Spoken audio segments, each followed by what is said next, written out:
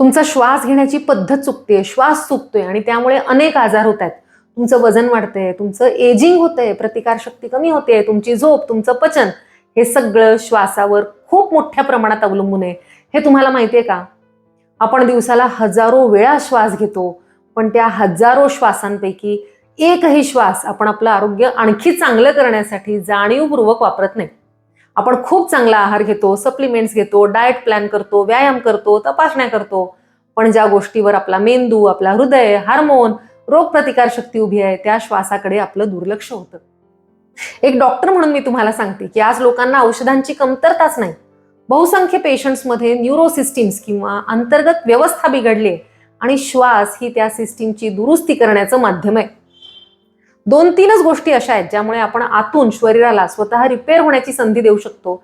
पहिला आहार, दुसरा आपला श्वास आणि तिसरा विचार किंवा आपली मनस्थिती. अर्थात श्वास आणि मनस्थिती दोन्ही गोष्टी परस्परावलंबी आहेत. त्या आपण वेगळ्या काढूच शकत नाही. जेव्हा आपण कुठल्याही कारणाने एक्साइट होतो, उत्तेजित होतो, तेव्हा श्वासाची गती वाढते आणि आपण रिलॅक्स होतो तेव्हा श्वासाची गती कमी होते. आणि हेच उलट सुद्धा आहे. जेव्हा आपण जाणीवपूर्वक श्वासाची गती नियंत्रित करतो तेव्हा मनावर नियंत्रण मिळवता येतं. खूप छान सायन्स आहे हे आणि त्याचा वापर आपण आपल्या आरोग्यासाठी करून घ्यायलाच हवा. भारतीय संस्कृतीने यावर अफाट अभ्यास केलेला आहे आणि आपल्यासाठी प्राणायामाचं इतकं छान शास्त्र विकसित केलंय श्वसनाचं, की त्याचा अभ्यास भारतीयांनी अगदी लहानपणापासून करायला हवा असं माझं तरी मत आहे. चला जाणून घेऊया याच विषयावर. मी डॉक्टर स्मिता बोरा आणि स्वागत आहे तुम्हा सगळ्यांचं अर्हम आयुर्वेद या आपल्या शास्त्रीय युट्यूब चॅनलमध्ये. तुम्हा सगळ्यांचा उदंड प्रतिसाद आहे, त्यामुळे आपण 5.5 लाख सबस्क्रायबर्सचा टप्पा अगदी अनपेक्षित वेगानं गाठलाय. त्यासाठी तुम्हा सगळ्यांना धन्यवाद. तुमच्यापैकी अजून कोणी सबस्क्राईब केलं नसेल चॅनल तर अवश्य करा. भारतीय संस्कृतीनं आपल्याला पंचकोश सांगितलेत: अन्नमय, प्राणमय, मनोमय, विज्ञानमय आणि आनंदमय. हा प्रत्येक कोश म्हणजे एक सिस्टीम आहे आणि हळूहळू यांचा विकास करत सतत आनंदी राहणं हे मानवी जीवनाचं ध्येय. या पंचकोशांचा विकास जाणीवपूर्वक करता येतो. त्यातला दुसरा प्राणमय कोश खूप महत्वाचा आहे. आपली एनर्जी, ऊर्जा, क्षमता या सगळ्या प्राणशक्तीवर अवलंबून आहेत. प्राण म्हणजे फक्त ऑक्सिजन नाही, ही पाश्चात्य कल्पना आहे. प्राण म्हणजे सूक्ष्म ऊर्जा किंवा चेतना. ही प्राणशक्ती विकसित करण्यासाठी श्वसनावर नियंत्रण हवं, म्हणजेच प्राणायाम करायला हवा. पातंजल योगसूत्रामध्ये प्राणायाम म्हणजे श्वासाच्या गतीचं नियमन असं सांगितले. श्वास प्रश्वासयोर गतिर्विच्छेदः. प्राण म्हणजे ऊर्जा आणि आयाम म्हणजे त्याचा विस्तार. श्वासाचं नियमन करून आपल्या ऊर्जेवर, आपल्या मनावर नियंत्रण मिळवणं हा याचा उद्देश.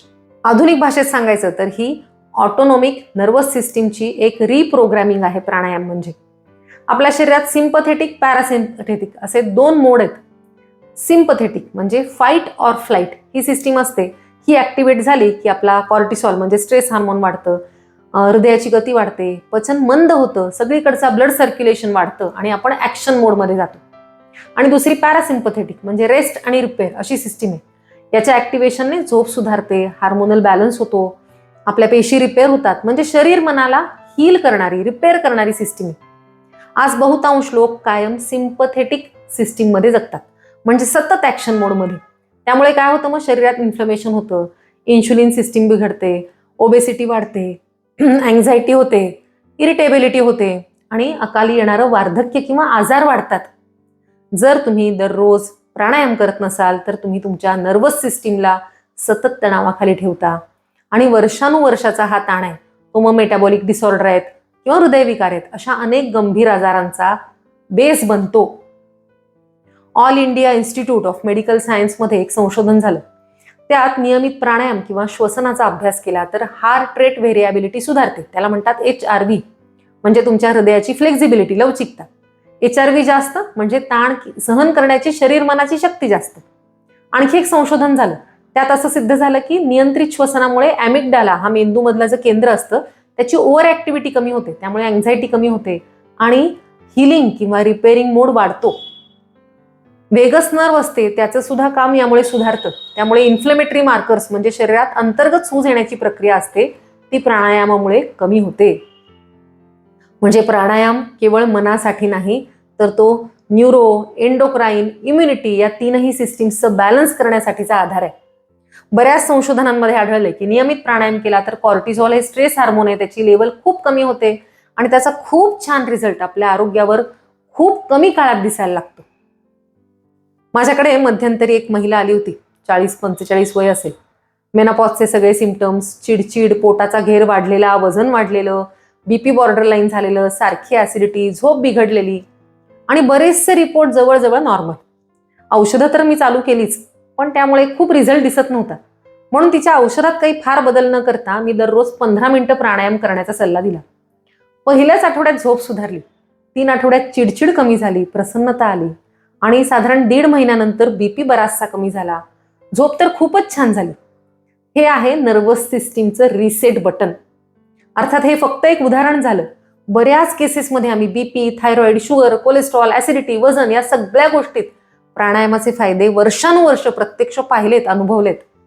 तर असे प्राणायामाचे असंख्य फायदे आहेत. आता तुमच्यापैकी बरेच लोक म्हणतील की आम्ही प्राणायाम करतोच, पण प्राणायाम करताना 3 चुका होतात महत्वाच्या. पहिली म्हणजे घाई. पटापट उरकून ब्रीदिंग एक्सरसाइज करणं म्हणजे प्राणायाम नाही. दुसरी चूक म्हणजे जबरदस्ती श्वसन करणं. हे सुद्धा प्राणायाममध्ये अपेक्षित नाही. खूप महत्वाचं आहे सहजपणा. आणि तिसरी सगळ्यात मोठी चूक बरेच जण करतात म्हणजे सातत्य नसणं. लक्षात ठेवा, प्राणायाम हा काही व्यायाम प्रकार नाही, ती साधना आहे. म्हणून परफेक्शन किंवा परिपूर्ण टेक्निकपेक्षा सातत्य महत्वाचं आहे. आता कुठल्या वेळी प्राणायाम करावा किंवा सुरुवात कशी करावी, तर सकाळी रिकाम्या पोटी बेस्ट, किंवा जेवणानंतर किमान 3 तासांनी प्राणायाम केला तर चालेल. रात्री झोपण्यापूर्वी करायचं असेल तर तुम्ही संथ आणि दीर्घ श्वसन करू शकता. सुरुवातीला तुम्हाला प्राणायामाची खूप माहिती नसेल तर अगदी सोपा प्रकार म्हणजे पाठीचा कणा सरळ ठेवा, 4 सेकंद श्वास आत घ्या, 6 सेकंद बाहेर सोडा. हे सुद्धा ॲब्डॉमिनल ब्रीदिंग असलं पाहिजे, म्हणजे श्वास आत बाहेर करताना पोटावर लक्ष असलं पाहिजे. हा जो साधा प्रकार आहे ना, तो सुद्धा व्हेगस नर्व ऍक्टिव्ह करतो.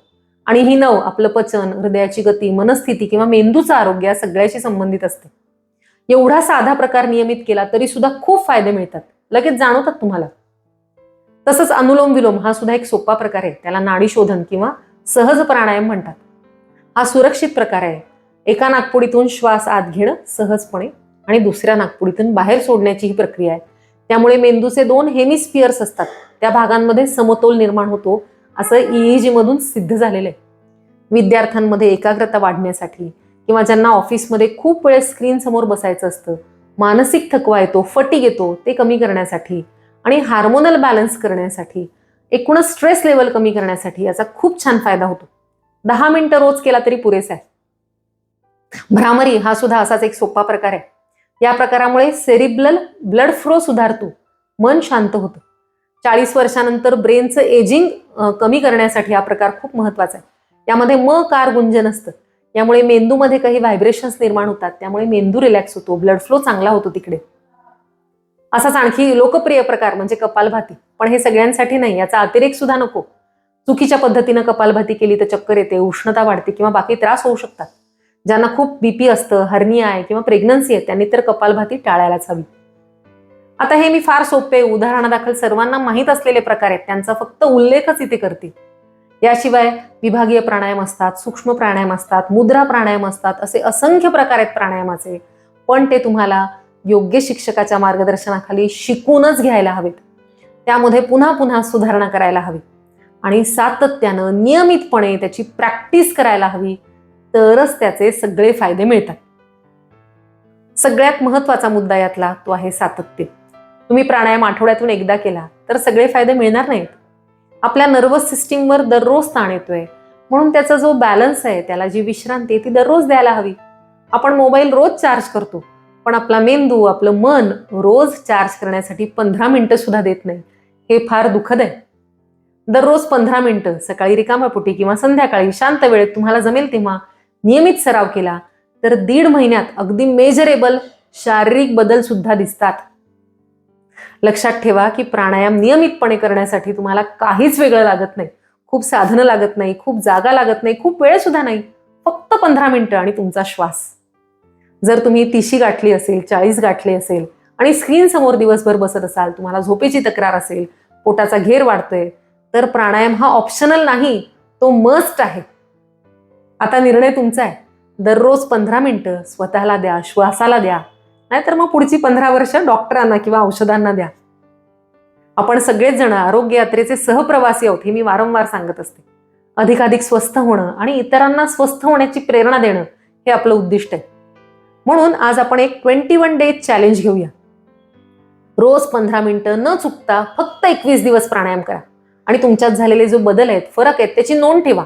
म्हणजे तुमच्या झोपेत, पचनामध्ये, मनस्थितीमध्ये, एकूण शारीरिक एनर्जीमध्ये काय बदल झाले हे डायरीमध्ये लिहून ठेवा आणि कमेंट्समध्ये मला सुद्धा नक्की कळवा. कारण आपण कमेंट्समध्ये जेव्हा तुम्ही फीडबॅक लिहिता तो वाचून इतरांना सुद्धा खूप प्रेरणा मिळते. तर हे 21 डेज प्राणायामचं चॅलेंज कोण घेणार हे कमेंट्समध्ये नक्की लिहा. आणि हा व्हिडिओ अशा लोकांना नक्की पाठवा जे रोज बीपीची गोळी घेत आहेत, थायरॉइड आहे, अँझायटी आहे, टेन्शन आहे, झोप लागत नाही, पचन बिघडलंय. पण असे लोक असतात ते 15 मिनिटं स्वतःसाठी काढत नाहीत. तर माझा सल्ला आहे त्यांना, औषधांपेक्षा श्वसनाची गरज आहे. कारण श्वास हा फक्त जगण्यासाठी नाही, जर त्याचा योग्य वापर केला तर आयुष्य बदलू शकतं. तुम्ही निरोगी, स्ट्रॉंग, समर्थ होऊ शकता. म्हणून आजपासून प्राणायामचं हे चॅलेंज नक्की घ्या, इतरांना याच्यात सहभागी करून घ्या आणि त्याचे फायदे अनुभवा, ते आम्हाला नक्की कळवा. आशा आहे की आजचा व्हिडिओ तुम्हाला आवडला असेल, उपयोगी वाटला असेल. तसं मला कमेंट्समध्ये तुमची मतं नक्की कळवा. भेटूया पुढच्या व्हिडिओतून. शुभम भवतु. धन्यवाद.